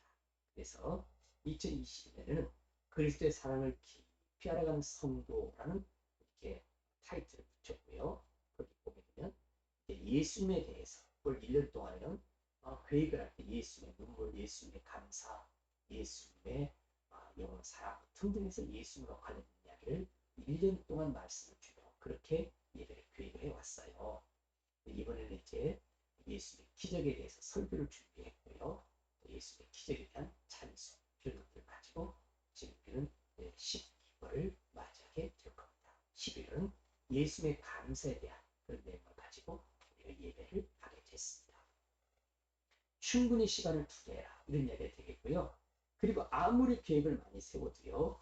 우리 회중과 동떨어져서는 안 됩니다. 회중에게 적합하고 적절한 것으로 준비를 해봐라 이런 이야기입니다. 예배 계획자가 좋게 생각하는 그런 것이 아니에요. 우리 교회 성도들의 형편과 처지에 맞게 그들에게 적합하도록 준비하는 것이 굉장히 중요합니다. 예배 계획자의 이슈에 집중하기보다는 예배 회중의 이슈를 고려해 주어라 그런 이야기가 되겠고요. 예배 표현의 형태에 있어서도 그리고 찬양 한 곡을 부르더라도 회중들의 능력을 철저히 고려해서 거기에 이렇게 적합한 것을 찾아냈으면 좋겠다. 어떤 예배가 성도들에게 가장 이렇게 은혜가 될까? 은혜가 된다는 말은요. 공감이 된다는 이야기. 아무리 좋은 말씀과 찬송도 공감이 되지 않으면 그것은 회중들에게 의미가 없는 예배가 될 가능성이 많습니다. 회중에게 적절하게, 적합하게 그렇게 우리가 준비를 하는 것이 좋겠다. 그것을 거듭 생각하면서 예배 계획을 세워라. 그런 이야기가 듭니다. 자, 그 다음에요. 이 변화라는 단어가 굉장히 중요합니다. 이 변화. 변화가 없는 것은 죽은 것은 변화가 없겠죠. 여러분이 솔로몬에게요. 어떤 사람이 이렇게 완벽하게 만들어진 조화와 생활을 가지고 와요. 그런데 사람들이 구별해 주세요. 이제 솔로몬의 지혜를 이렇게 시험하는 게 되겠죠. 그랬더니 솔로몬이요. 뭐라고 말하냐면 이 꽃을 가져오라. 창문을 열고 밖에다 두어라. 그랬더니 조화는 밖에서 버리나라를 찾아오지 않는데 생활 버리나라가 찾아온다. 그런 얘기가 되겠습니다. 그러니까 조화는 변화가 없지만 생활은 향기를 바라고 피기도 하고요. 지기도 하고요. 이렇게 변화가 있습니다. 오늘날 우리 예배도 보게 되면 예배 자리, 예배 내용, 예배 표현 형태, 예배 순서 등의 계획을 하게 되는데요. 기본적인 예배 틀은 우리가 존재합니다. 그것을 틀은 있는데요. 자, 우리가 그러면서 꼭 할 게 하나 있는데, 예배를 새롭게 가려면 좀 이렇게 순서도 좀 이렇게 바꾸기도 하고, 어떤 때는 순서를 첨가하기도 하고, 어떤 때는 순서를 좀 이렇게 삭제하기도 하고, 어떤 경우는 그 순서 안에서 좀 이렇게 찬송가를 일률적으로 부르지 말고 교창도 하고, 이렇게 서로 이렇게 유니송도 하고 등등 여러 가지 방법을 통해서 변화를 주는 것이 굉장히 중요하다. 이런 이야기인 것입니다. 우리가 변화가 되어질 때 기대감이 생깁니다. 그리고 예배자들에게도 경성함과 근면함이 생겨납니다. 예배 생동감이 넘치게 된 것이 무엇이냐? 늘 그대로 기대감이 없겠죠? 생동감이 없겠죠? 그래서 이렇게 나름대로 변화를 주는 것도 굉장히 중요한 예배 교육의 지도 원리 가운데 하나다. 지금 그 이야기를 여러분과 함께 나누고 있는 것입니다. 예배 장소에 공간적인 준비를 갖추어야 합니다. 여러분, 공간이 주는 그 느낌은 또 다릅니다. 공간적인 준비가 잘 되어 있지 않으면 여러분 예배를 드리는데 굉장히 어려움이 있습니다.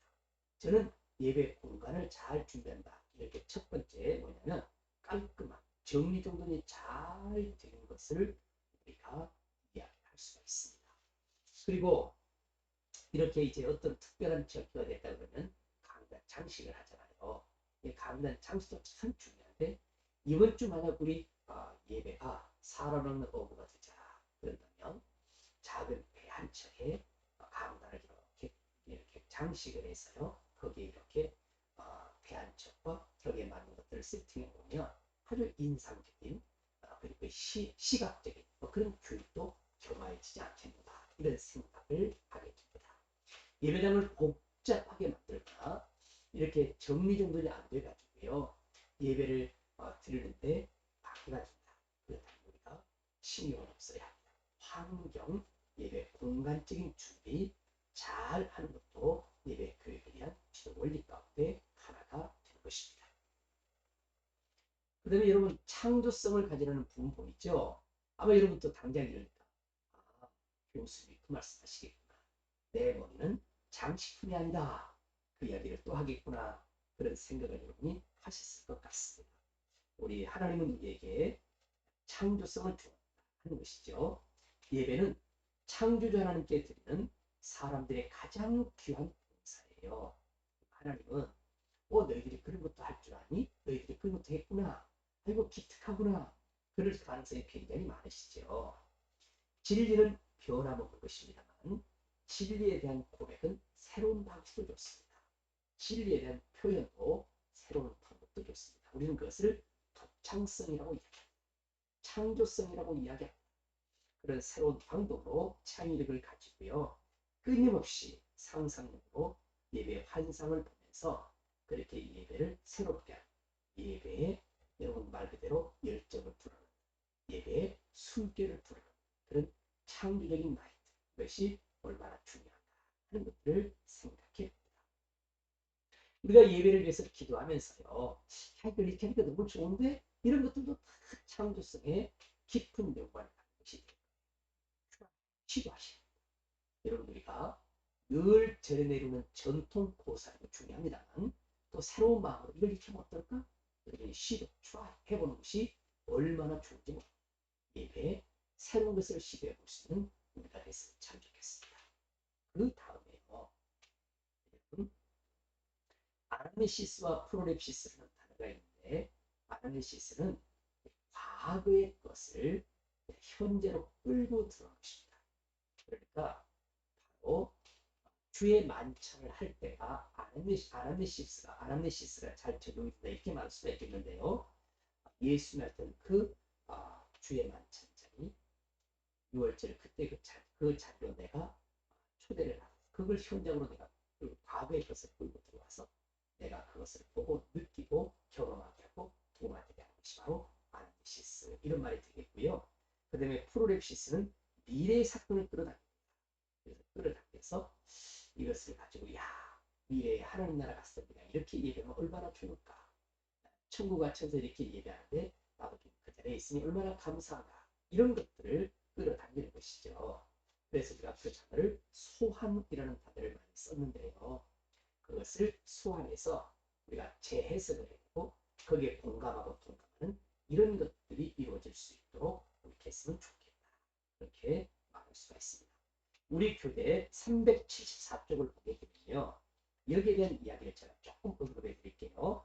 주의 만찬 제정사에 나오는 이것을 향하여 나를 기념하라. 여기서 기념이라는 말은 장작 폰 알멘 같은 경우는 그 원래의 사건에 재상연에 참여하는 사람들의 상황 속에 의식적인 되살림이라 이렇게 말을 했어요. 그래서 기념 아나니시스에 대한 이런 해석적 입장은 주의 만찬이 결코 갈보리 사건의 되풀이도 아니며 그렇다고 그것을 단지 지식적으로 떠올리는 것도 아닌 말 그대로 그 역사상 딱 한 번 있었던 유일성을 훼손하지 않으면서도 의식의 진정한 효과를 발생시키는 의미로 이해가 되었다. 이런 말을 하고 있습니다. 로렌스 홀 스투키 같은 경우는요. 고대 유대인들과 초대 기독교인들에게는 기념이란 의식을 반복하면서 어떤 기념이 될 사건이 다시금 새롭게 경험되는 실체적인 행위였다. 그렇게 정의를 합니다. 다시 말하자면 이렇게 아남네시스가 원래는 주의 만찬과 관련된 기억을 되살리는 기념이었지만 확대해서 예배를 통한 구원의 사역을 과거 하나님께서 해가시고 이루신 어떠한 일, 사건, 행위 등을 기억하고 새롭게 되새기는 하나님의 역사를 재확인하는 기념 행위다. 이렇게 정의를 해요. 여러분 우리가 어린 시절의 문제를 소환을 해요. 지금 내가 커서 소환을 해가지고요. 어떻게 해냐. 오늘 내가 들여다보니까 그렇구나. 이걸 경험하게 하는 거예요.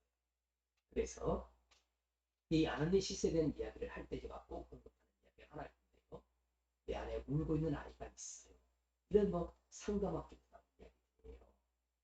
한 꼬마가 말이에요. 어려서 엄마와 아빠가 너무 부부싸움이 잦아가지고 부부싸움이 끝나고 하는 말이 나 이제 집구석에 못 살겠다. 나 너희들은 진즉이 집을 나갔을 거다. 내가 보따리를 몇 번을 쌌다. 그런 이야기를 하니까 학교를 갔어. 집에 들어와서 맨 먼저 엄마가 집에 있나 없나를 살피는 거죠. 그런데 어느 날 아빠와 엄마가 심하게 아버지는 싸워놓고 주막으로 나가버리고 엄마는 훌쩍이고 웃다가 이제 참 보따리를 싸는 소리가 들려요. 그런데 아이는 이불 속에서 막 울면서 어찌할 수 없는 자신을 한탄하고 있는데요. 문 여는 소리가 들려요.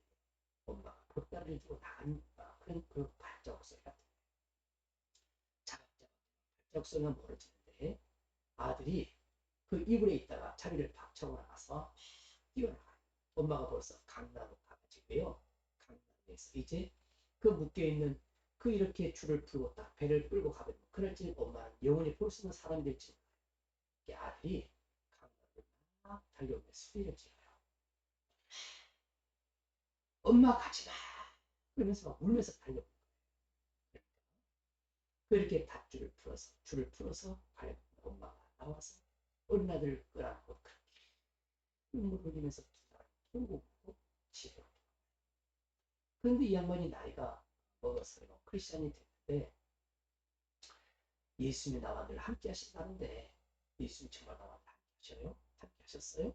그런데 그날 강도에서 엄마를 부드럽게 안고 울었던 그때를 예수님이 보내주시면서 그렇게 말해요. 네가 엄마와 함께 끌고 울었던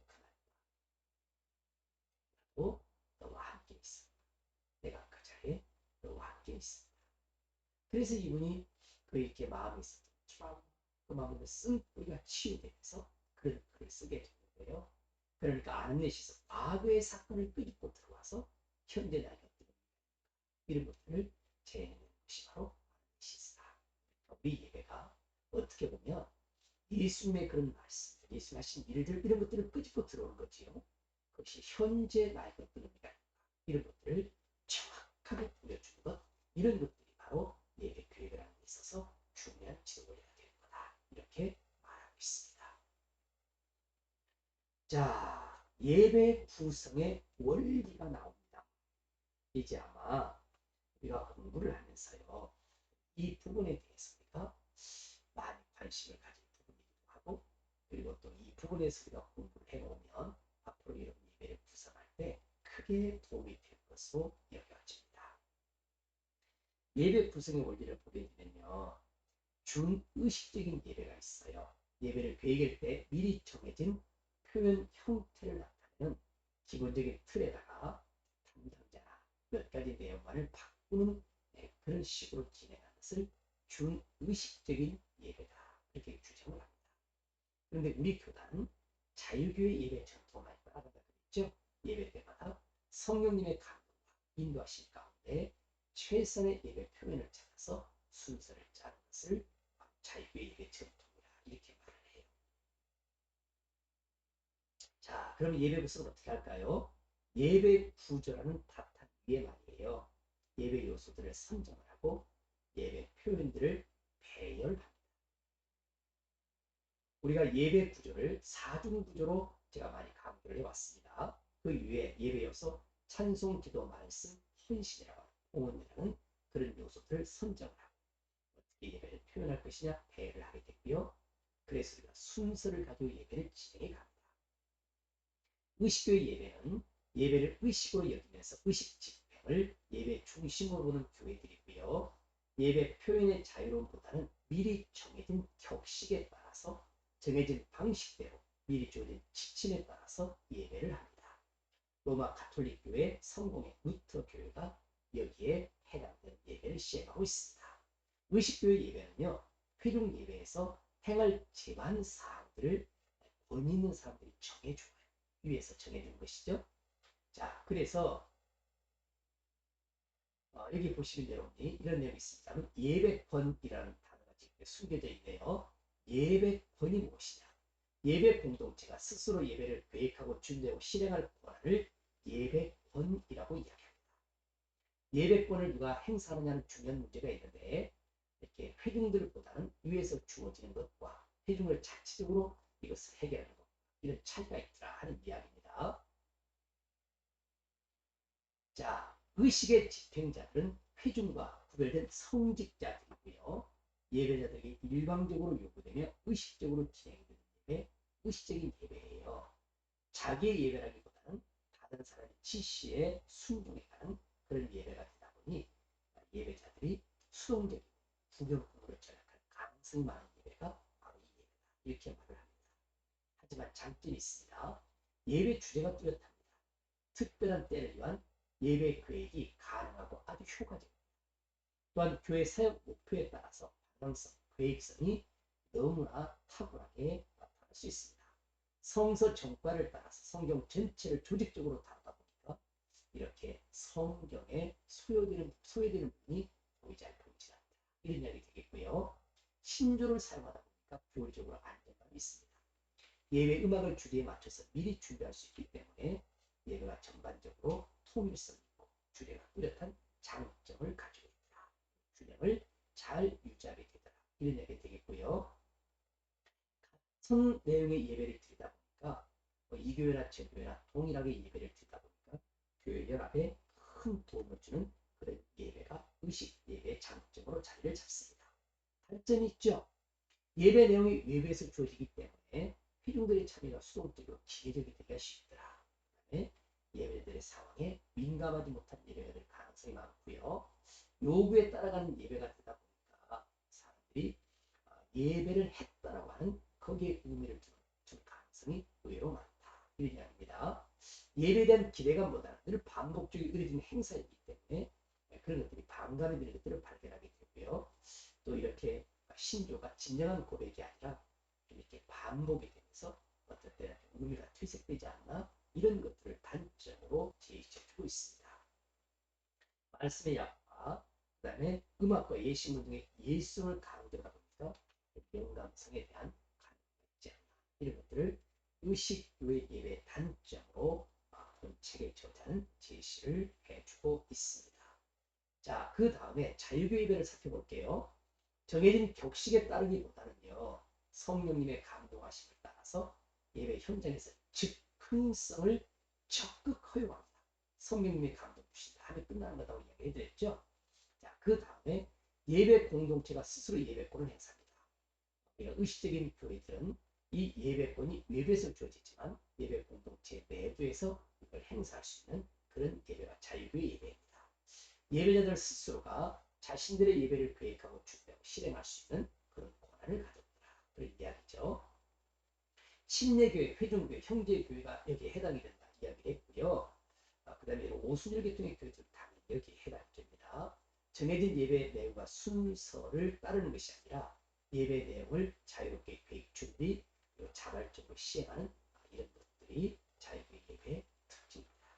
자유와 책임을 강조하고요.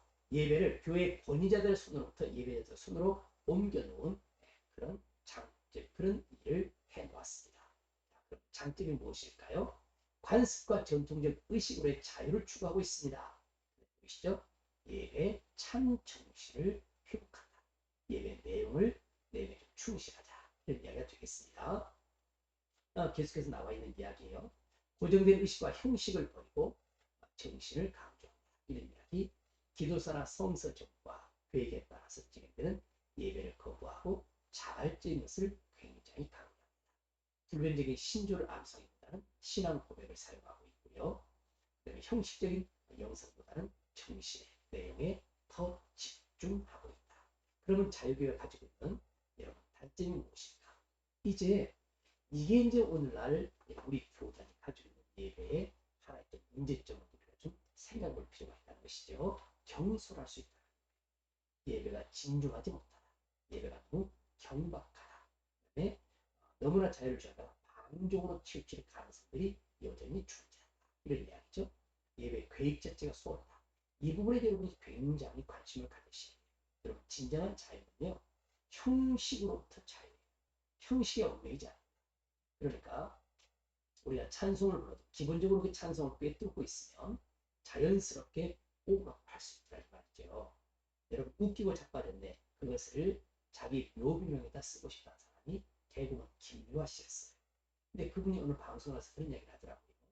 그분이 호기심이 많아가지고 초보운전 시절에 핸들을 보니까 핸들 이렇게 파져 있는 그 홀로 자기 머리가 들어갈까 싶어서 머리를 쑥 집으면 머리가 들어가더랍니다. 머리를 빼려니까 안 빠져가지고 굉장히 고생했다는 얘기를 했는데 우리가 초보운전 시절에는 긴장되는 게 굉장히 많잖아요. 어떻게 깜빡이를 어떻게 들어갈까 땀을 삐질삐질 갑니다. 그런데 우리가 자유로워지면요. 운전할 때 이제 우리가 어떤 사람 화장하는 사람도 있고요. 면도하는 사람도 있고요. 자연스럽게 갑니다. 그러니까 우리가 이 진정한 자유는 뭐냐? 형식이 없는 게 아니에요. 형식이 있는데 그 속에서 내가 넘나들 수 있는 거다. 그러니까 우리가 자유교회 예배에서 이런 예배 계획 자체라든지 예배 형식이라든지 그런 것들을 무시하지 말고 우리가 그 속에서 내가 넘나들 수 있을 만큼 아주 익숙하고 아주 거기다 탁월함이 있으면 좋겠다. 그렇게 예배를 계획하면 얼마나 좋을까 이런 이야기죠. 감각적이고 즉흥적인 요소가 있다 보니까 즉흥적인 요소를 잘 쓰면 어떤 때는 흔히 말하면 대박이 되겠죠. 홈런을 치겠죠. 즉흥적인 요소를 꺼내는데 이것이 굉장히 문제가 됐다는 데는 갑자기 분위기가 냉각한 경우들이 생겼다는 거예요. 불안감이 존재할 수 있다. 이런 이야기 되겠고요. 예배 내용의 깊이를 제공해 주지를 못해요. 어디로 건너뛰지는 모릅니다. 넓이는 있을 수 있을지 모르겠습니다만 좀 깊게 들어가는 이런 것들은 단점. 예배색의 균형을 깨뜨릴 수 있는 요소가 보이죠? 너무 감동이 됐어요. 찬송을 너무 많이 불러요. 시간은 한정적이죠. 너무 감동해서 기도를 많이 했어요. 그럼 설교가 줄어들 수밖에 없잖아요.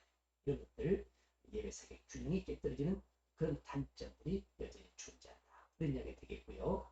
의식 예배 행위를 반대하다가 의식 예배 좋은 점을 놓쳐버려요. 형식을 너무 반대하다 보니까 형식이 주는 그런 좋은 점이 있거든요. 그래서 제가 여러분들이 강조하는 거예요.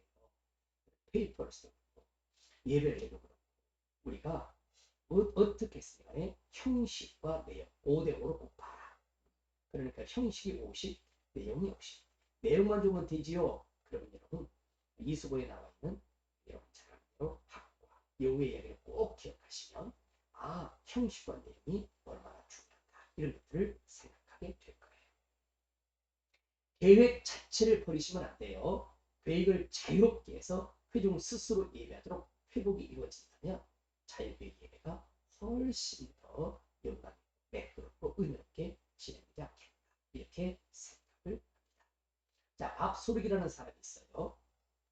보면 여러분이 보이시겠습니다만 뉴욕에서도 이렇게 엘림 음악 감독으로 활동해요. 뉴욕의 시온 펠로십 교회 담임 목사이고요. 엘림 성경학교와 로체스터에 있는 로버트 웨슬리언 카운티를 졸업했고요. 탁월한 피아니스트예요. 현재 미국 전역을 다니며 세미나 강사로 활동하고 있는 사람인데요. 자, 재즈는 잘 정리된 음악 유형에서 출발을 하죠. 연주의 끝부분에서 마무리를 짓지 않고 가능한 최대한으로 연주를 즉흥적으로 이끌어갑니다. 그러니까 재즈가 악보가 20, 연주자가 80을 소화해야 된다. 이런 말도 있잖아요. 그러니까 예배가 이렇게 악보가 무게 아니다. 체계를 갖추라. 그러면서도 그 속에서 연주자가 자유롭게 연주할 수 있으면 좋겠다. 그래서 준비가 잘 되었는데요. 보트의 한 그릇을 보트 한 그릇 넣어가지고 즉흥적인 열정을 가지고 주 예수님과 같이 동행하는 것이 최고입니다. 주의 임재 가운데 뛰어들라 이런 얘기할 때 그러니까 보시죠. 준비가 일단 기본적으로 필요한 거예요. 준비를 뛰어넘어서 준비 속에서 역사하시는 하나님의 역사를 기대하고 그 속에서 즉흥적인 목소리가 전해서 나갔으면 좋겠다. 예배가 딱딱하지 않을 거다. 그런 이야기죠. 오늘 여러분 공부하는 내용 중에요. 가장 중요한 자리에 왔어요. 예배를 계획하는 데 있어서 여러분들이 기도하라, 성경을 보라, 생각하라, 그리고 규정을 두라. 이것이 중요한 이야기가 되고요. 오늘 공부의 가장 핵심이 여기에 있습니다. 여러분이 관심을 집중해야 될 부분이 여기입니다. 로버트 미첼이라는 사람이요. 예배를 구성하는 4가지 형태를 제시합니다. 이 부분을 정말 관심 있게 보셔야 합니다. 첫 번째는요. 다양성의 원리예요. 두 번째는 주제의 원리예요. 세 번째는 교대의 원리고요. 네 번째는 대화의 원리입니다. 오늘 여러분들이 다시 한번 내가 강조를 합니다. 이 부분을 여러분이 놓치면 안 돼요.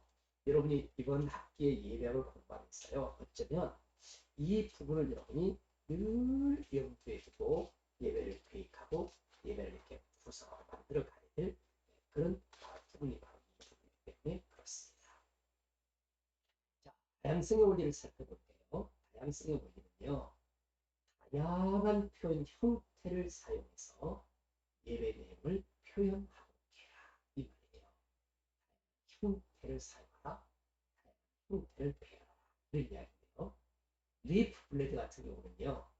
우리 예배를 보게 되면 대조적인 다양성이 존재한다. 우리가 하나님 앞에 올려드리죠. 하나님이 받으시고 우리가 찬양을 하게 되죠. 또 강구가 있어요. 감사요. 요청이 있어요. 하나님을 이렇게 경축하는 것이 기념이 있고요. 환희가 있고요. 회개가 있고요. 구하고 찾는 것이 있죠. 기원과 중보가 있어요. 또 말하면 들어요. 노래를 하고 또 침묵해요. 속삭임을 외침이 있어요. 엎드려 절함이 있고 일어섬이 있어요. 이 엎드려 절함은 우리가 예배 가운데 실제로 잘 이루어지지 않기 때문에 앉아있는 것과 일어선 것 이렇게 다양한 표현이 있습니다. 손을 드는 것, 손을 내는 것 우리가 또 입술을 내어 하나님 앞에 기도하는 것, 침묵하는 것 소리를 내서 하나님 앞에 찬양하는 것 또 이건 말 그대로 침묵하는 것 두 손을 번쩍 들고 찬양하는 것 그냥 손을 내리고 찬양하는 것 일어서서 하나님을 찬양하는 것 다양한 그런 표현들이 있다는 거예요. 우리 예배 가운데 이런 것들을 우리가 생각하자. 그런데 이 다양성의 원리를 사용하다 보면 다음 순서가 어떤 형태로 진행이 될지 회중들은 잘 절대적으로 인도자에게 의존하게 되는데 그러다 보면 예배자가 이렇게 수동적이 될 가능성이 많습니다. 목회자는 인도자고 사회자가 되는데요. 전체를 이끌어가는데 회중들은 잘 모릅니다. 제가 한 예를 들어드리자면 다양성의 원리 가운데 예배를 4중구조로 우리가 이야기했죠. 1부 오프닝을 할 때 오프닝 예배 인도하는 사람 1분, 2부 이렇게 목사님이 이제 말씀 사역을 하는 그 부분에 있어서 사회자가 바뀌어요. 그 바뀌는 사회자는 예배를 전체를 디렉트하는 목사님하고 그 사람만 하는 거예요. 그러니까 기도가 끝나면 그분이 쓱 올라와고 다른 사람들이 뭐지? 그럴 때 그분이 오늘 설교 본문을 읽겠습니다. 설교 본문을 읽고요. 그리고 어떻게 되느냐 목사님 나오셔서 말씀 전하겠습니다. 목사님이 설교를 해요. 그리고 이제 목사님이 기도가 다 끝나면 또 다른 사람이 3부 여기다 하나님께 감사의 전례를 할 수 있겠죠. 또 사회자가 나오는데 그 회중들이 아무도 몰라요. 누가 나올지. 주보에 공지된 게 아닙니까? 그러면 그분이 나와서 3부를 또 진행을 하고 또 끝나고 나면 4부 파송안에 또 다른 이런 것들이 하나의 원리 가운데 하나일 수 있다는 걸 여러분들이 이야기합니다. 그래서 또 노래를 표현할 때도 다양한 표현들을 집어넣을 수 있다는 거예요. 교창 형식으로도 하고 아니면 1절은 다 같이, 2절은 여성들, 3절은 또 이렇게 다른 사람들 그렇게 이야기하게 되는데요. 이 다양성의 원리를 여러분이 조금씩 활용하셔서 쓰시면 참 좋을 것 같다는 생각을 해봅니다. 오늘날 우리 찬송을 보게 되면요. 이런 부분들이 보이잖아요. 제가 찬송가를 하나 찾아볼게요. 그 찬송가를 보게 되면 이제 마지막 폐회를 할 때요. 이런 찬송이 하나 있습니다. 왜 주의 복된 말씀 듣고 찬송이 폐회할 때 잠깐만 기다려보세요. 생각이 나는데 그대로 찾아보겠습니다. 네, 예배 마친 부분인데요. 주여 복을 비온다니 이런 거 찬송이 있어요. 주여 복을 비온다니 편히 받게 하시고 그런 찬양인데요. 봅시다.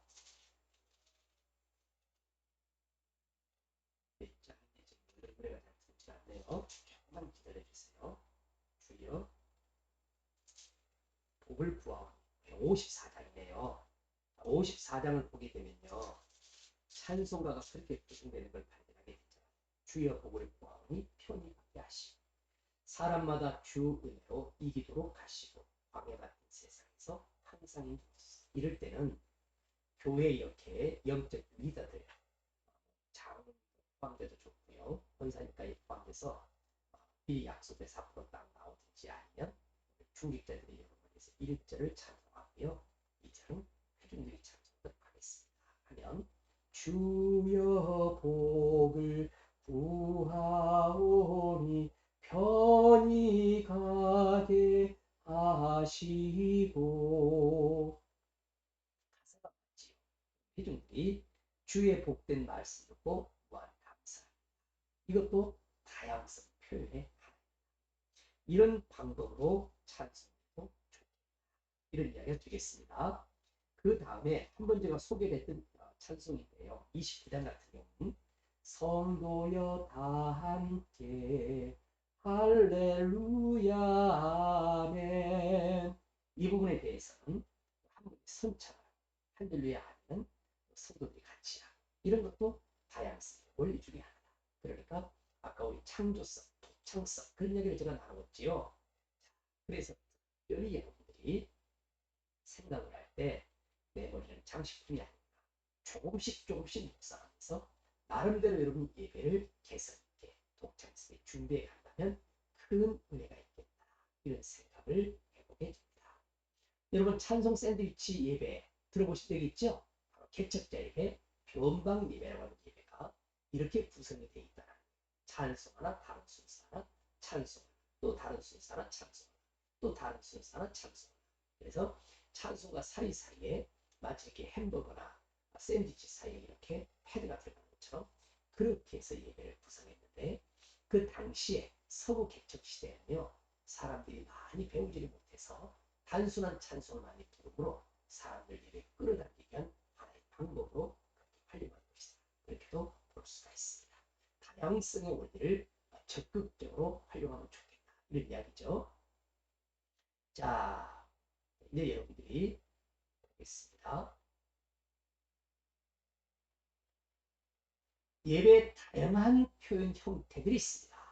그래서 언어적인 것이 있고요. 음악적인 것이 있고요. 동작적인 것이 있어요.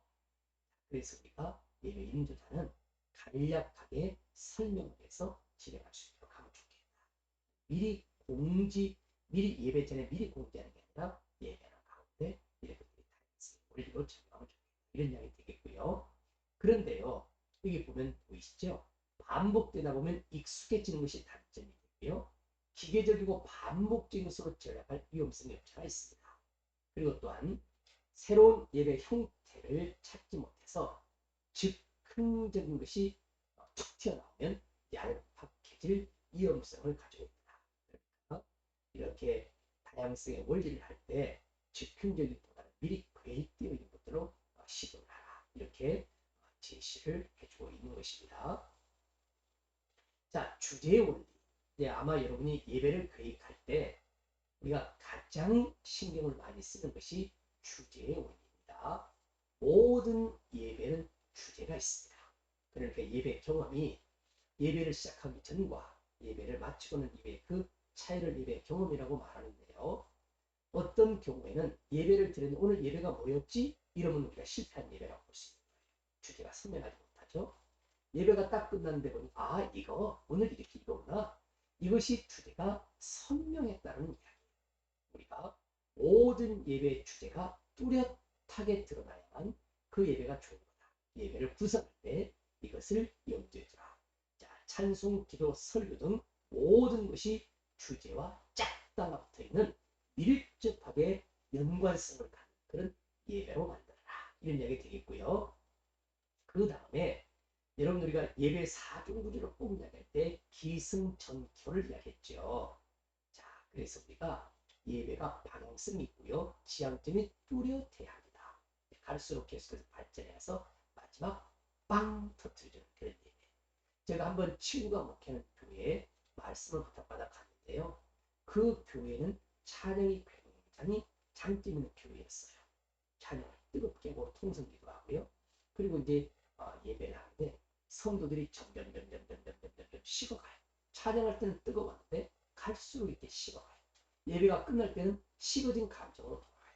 그래서 예배가 다 끝나놓고 그 친구와 찬잔을 나눴어요. 그런데 진지하게 서로 이야기를 나눴는데 찬송을 처음부터 30분 이상 전심전력해서 찬송을 하면 이 클라이막스가 끝나버리는 것이 아니겠느냐. 그러니까 찬송을 좀 나눠봐라. 처음에 한 15분 정도 오프닝 키 들어가는 단계로서 찬양을 하고 목사님이 설교를 한 다음에 그 다음에 한 10분 정도 뜨겁게 찬양하고 통성기도 하면 뜨거운 열정 가지고 교회 나갈 때 아니냐. 그렇지 않으면 찬양할 때는 은혜를 받고 좋았는데 예배가 끝날 때는 식은 마음으로 집에 돌아가게 될 것 같다. 그랬더니 그 친구가 그것을 잘 알아들었어요. 그 다음 주부터 그렇게 봤는데 굉장히 그것이 좋았다. 그렇게 지금도 그렇게 하고 있다. 그런 이야기를 합니다. 우리가 방향성, 지향성, 그다음에 바라보는 것 이런 것들을 잘 해가지고요. 주리와 밀접하게 연관인데 처음부터 결론을 재버리면 안 되고 기승전결해서 쭉 올라가는 상승에 가는 그런 느낌으로 예배를 구성하고 진행하면 좋겠다. 그런 이야기예요. 예배 주제를 정해야 되겠죠. 그리고 철저히 준비해야 되겠죠. 자, 예배 주제를 향해서 출발.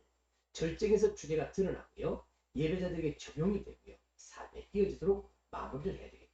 그러니까 기승전결이 주제를 통해서 뚜렷하게 시작되어지고 발전되어지고 이렇게 절정에 이르게 되고 그리고 이게 적용할 수 있도록 그렇게 진행하는 것이 주제의 원리 가운데 우리가 꼭 생각해야 합니다. 예배 후 예배자가 어떤 결과를 얻게 하는 것이냐. 그 예배 주제란 말이에요. 뭘 주려고 예배를 했냐. 뭐 때문에 예배를 했느냐. 그래서 예배자들이 예배가 끝난 다음에 이거야 라고 하는 그런 느낌을 갖고 가는 것이 바로 예배 주제다 하는 이야기입니다.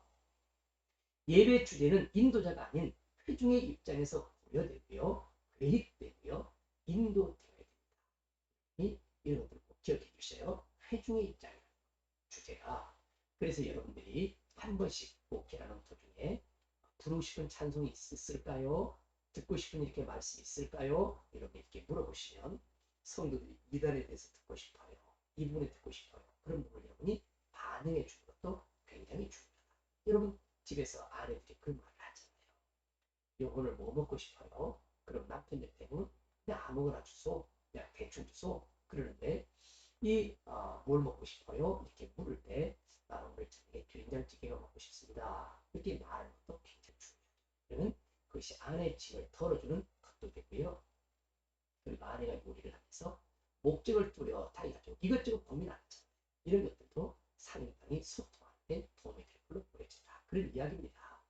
자, 주제를 선정할 때 소수 그룹에 대한 배려 꼭 있어야 되겠고요. 예배 주제가 공감이 되면 회중은 쉽게 받아들여요. 그리고 은혜가 돼요. 그리고 도전을 받아요.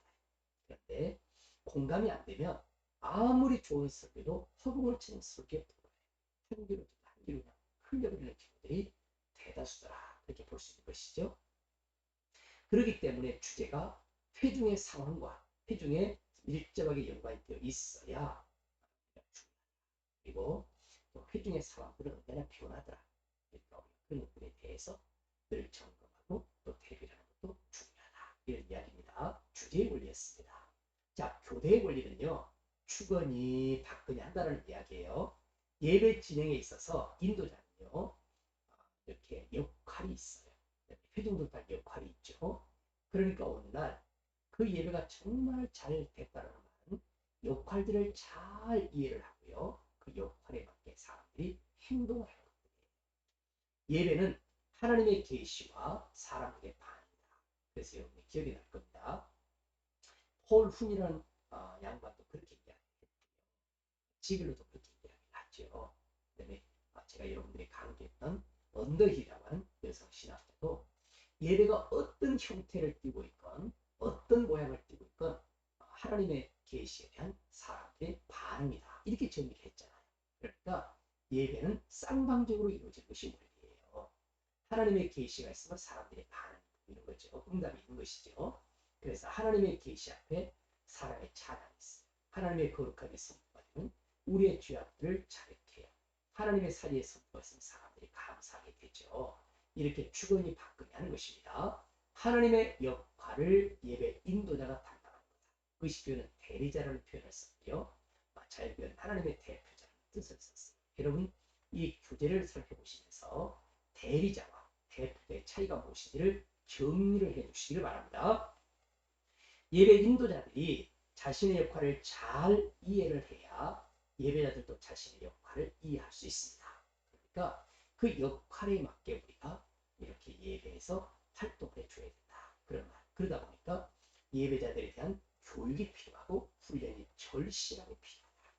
그래서 우리가 이 강의를 듣던 두 번째 목적, 우리가 예배 훈련가이다. 예배 교육가이다. 이런 말인데 우리가 예배 훈련에 대한 여러분이 5주 훈련, 아니면 10주 훈련 이렇게 여러분이 계획을 세워서 여러분이 맡겨진 영혼들에 대한 예배 교육과 훈련이 절실하게 필요하다. 이렇게 우리가 정리를 할 수가 있습니다. 교대의 원리입니다. 저는 교대의 원리 그러면 제가 생각나는 일이 하나 있습니다. 이게 뭐냐면 제가 음악 전공사 서울의 한국교회에서 사역을 했어요. 중고등부 담당과 음악 담당한 전사로 사역을 할 때 있는데 부활절날 칸타타를 하는데요. 중고등부 아이들 찬양대하고 성인 찬양대 100여 명 찬양대 이렇게 보여졌어요. 그래서 부활절 칸타타를 하는데 그 부활절 칸타타가 뭐냐면 부활의 진이었어요. 그런데 그냥 이렇게 찬양대가 발표하는 것으로 끝나지 않고 그때는 철저히 교대의 원리를 이렇게 제공을 했습니다. 주님의 살과 피, 주님의 살과 피, 나를 위해 흘리시 주님의 살과 피, 이런 찬송을 찬양대 솔로가 이제 그 시간 관계상 다 이렇게 커팅할 부분은 커팅했고 필요한 부분만 갖고 왔죠. 그렇게 솔리스트가 찬양하게 되면 제가 뒤로 돌아서 같이 회중들이 예수 나를 위하여 십자가를 지는 전체가 다 찬양합니다. 그리고 또 겟세마네 기도가 있습니다. 아버지여 아버지여 겟세마네 기도가 나오죠. 그러고 나면 회중들이 전부 다 겟세마네 동산에서 기도하실 때 이런 찬양을 이렇게 찬양대가 하고 회중이요. 찬양대가 하고 회중이요. 그런 식으로 찬양을 했습니다. 그리고 그때 이제 이 부활절 칸타타를 하면서 그때 이제 미리 이야기를 했어요. 청룡들에게 하기 전에 오늘 이렇게 진행합니다. 그리고 가장 높은 곳에서 호산 할 때 이 찬양대가 낼 수 있는 그냥 솔 정도까지 가장 높은 으로 보여지기 때문에 작곡자는 그런 의도를 가지고 표현한 것입니다. 돌이 굴렀네 무덤이 열렸네 할 때는 피아노가 이렇게 악보에 드르르 하는 이렇게 밑에서 올라가는 그런 그 느낌이 있는데 그래서 돌이 굴렀다는 것을 음악적으로 표현한 것입니다. 쭉 이야기를 해주고 오늘 교대 원리로 이렇게 찬양할 겁니다. 그렇게 우리가 얘기를 드렸는데요. 마지막 찬양 부활의 진. 우리는 모두 다 부활의 진. 그 찬양이 끝나고 났는데 어느 때와 다른 부활절이 됐어요. 많은 성도들이 자리를 일어서지 않고요. 앉아서 그 본인들이 직접 참여해서 찬양, 주거니 받거니 하다 보니까 그때 그 굉장한 은혜를 누리면서 사람들이 자리를 들이면서 한참을 쏘는 교제가 돌아가는 그런 기억이 있습니다. 우리 예배가 한 사람의 인사이트가 아니다. 한 사람의 독점물이 아니다.